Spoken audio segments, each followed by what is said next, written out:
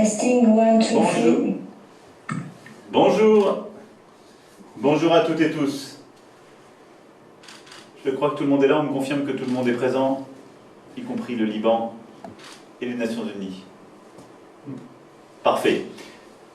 Je propose qu'on commence donc cette conférence.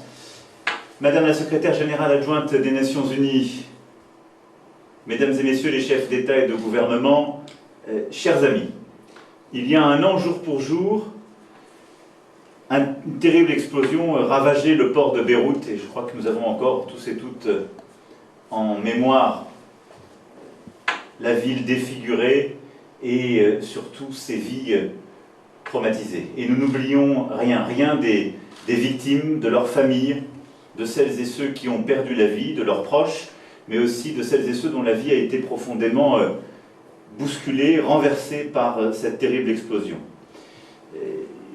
Pour ma part, je me suis rendu à Beyrouth le 6 août dernier, puis le 1er septembre qui suivait, et je n'oublie pas en effet toutes celles et ceux qui ont vécu et vivent encore les conséquences de cette tragédie.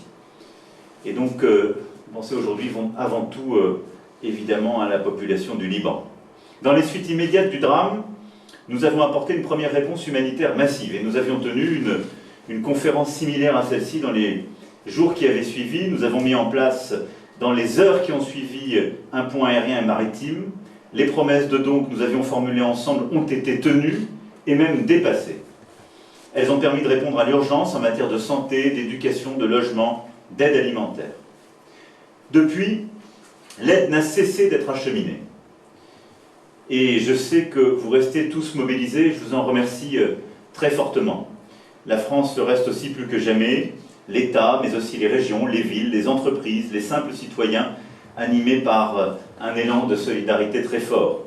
Un seul exemple, un navire nouveau chargé de 51 tonnes de matériel médical offert par la France est arrivé à Beyrouth la semaine dernière, convoyé par CMA-CGM.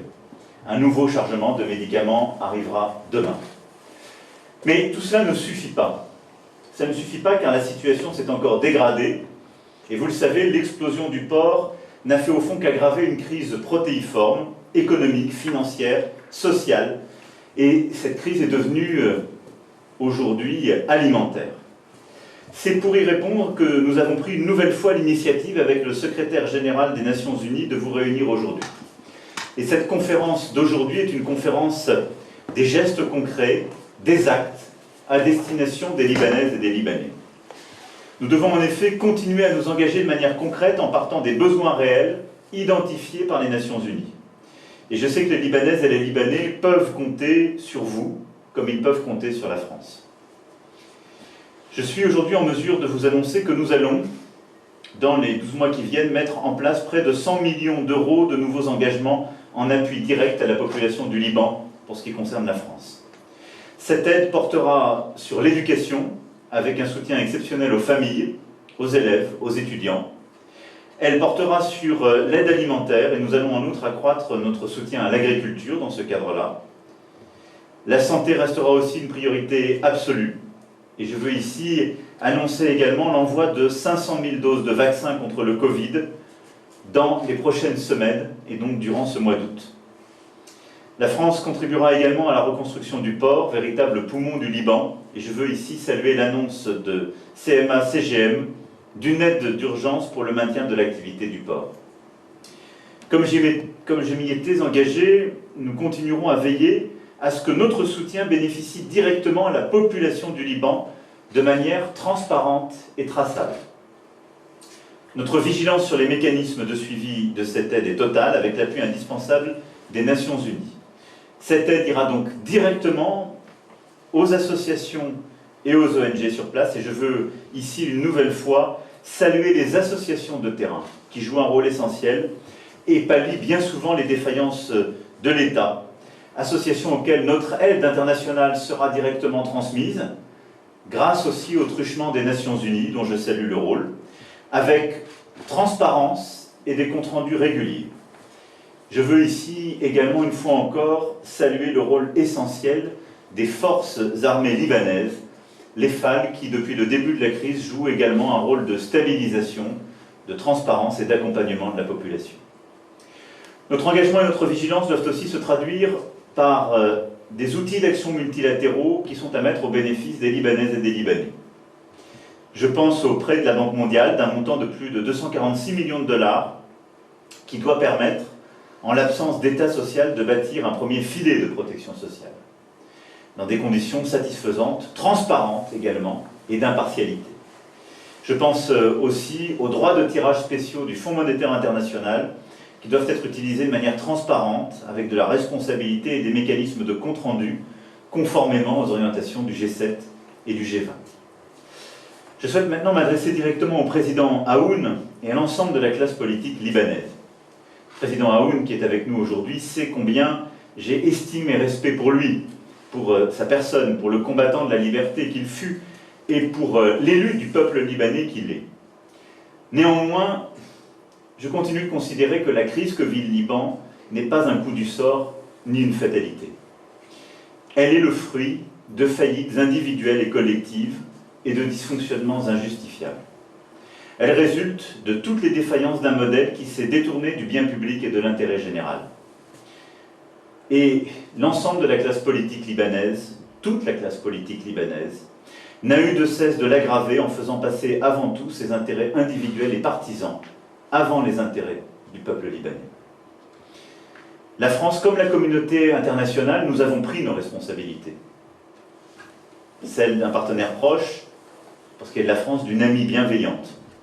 Notre action s'est traduite dès avril 2018 par la mobilisation de la communauté internationale à l'occasion de la conférence CEDRE, dans le cadre de laquelle nous avons mobilisé des investissements majeurs, plus de 11 milliards de dollars, dès le printemps 2018, en contrepartie de réformes de gouvernance, de modernisation.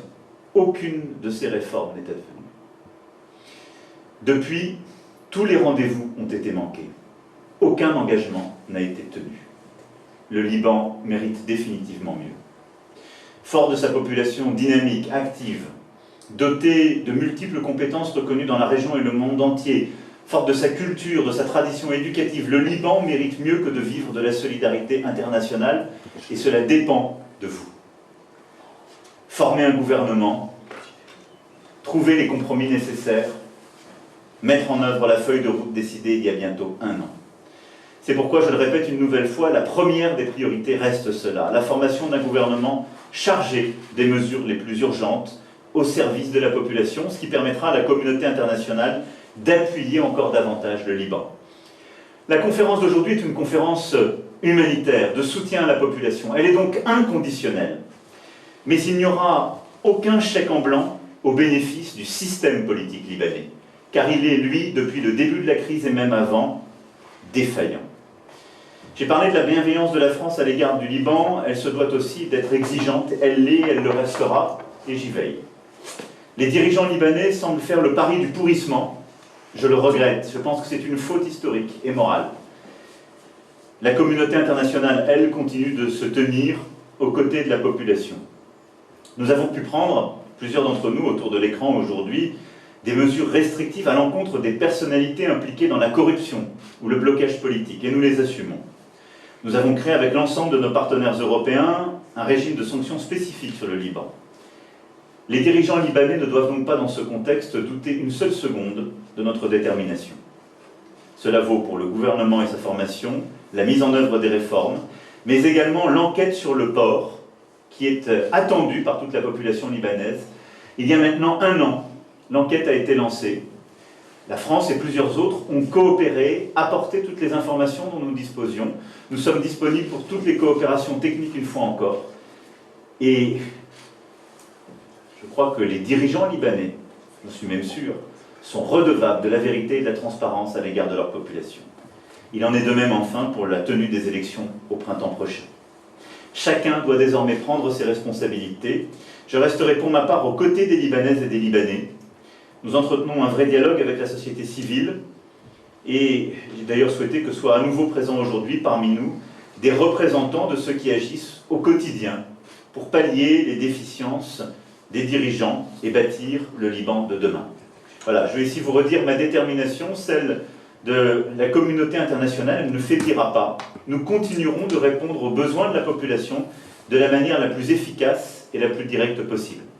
Je veux remercier tous les dirigeants internationaux qui sont présents aujourd'hui pour cette conférence internationale. Ils ont pris une fois encore sur leur temps, et donc merci à vous d'être là. Et sans plus tarder, je vais maintenant passer la parole à la vice-secrétaire générale de l'Organisation des Nations Unies, chère Amina Mohamed.